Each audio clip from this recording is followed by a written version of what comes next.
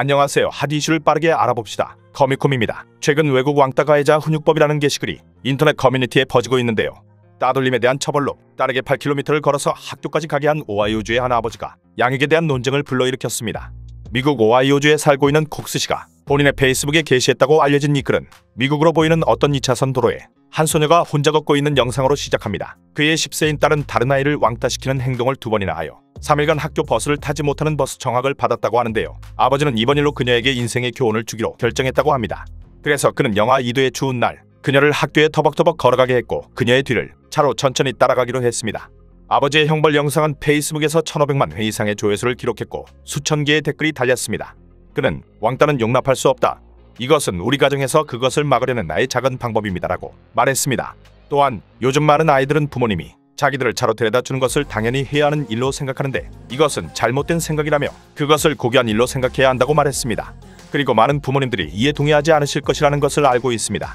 괜찮습니다. 나는 내 딸에게 교훈을 주고 괴롭힘을 막는 것이 옳다고 생각하는 일을 하고 있습니다. 라고 말합니다. 그러면서 왕따는 어디에서도 용납할 수 없는 행위이고 용인되어서도 안 된다며 영상을 마무리했는데요. 이 영상이 화제가 된 지 얼마 후 아버지는 그의 딸이 그의 말을 마음에 잘 새겼으며 더 이상 벌을 주지 않기로 했다고 밝혔습니다.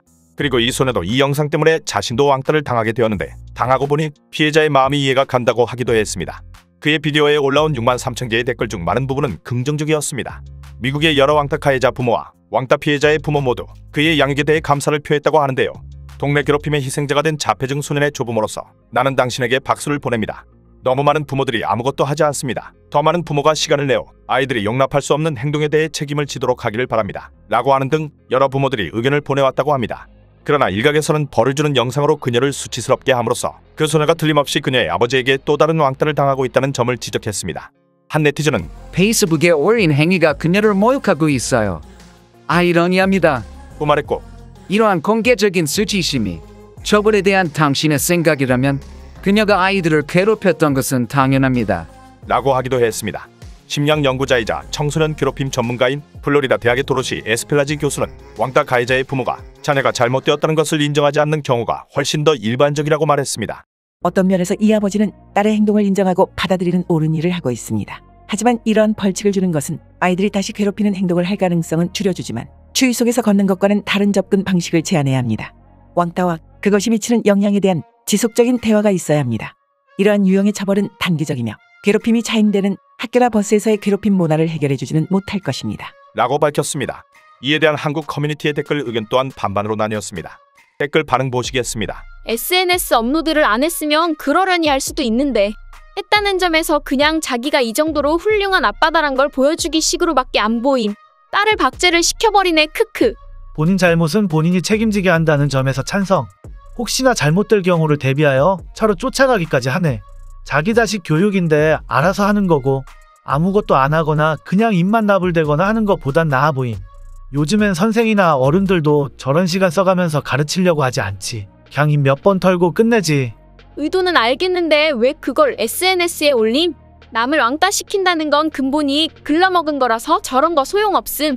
얼마나 심하게 했으면 애 아빠가 딸내미 비난받을 거 각오하고 유튜브에 올렸을까 이 생각도 들기도 하고 아동학대일 텐데 의도는 좋은데 8km면 쟤한텐 운동장 20바퀴잖아 덜덜.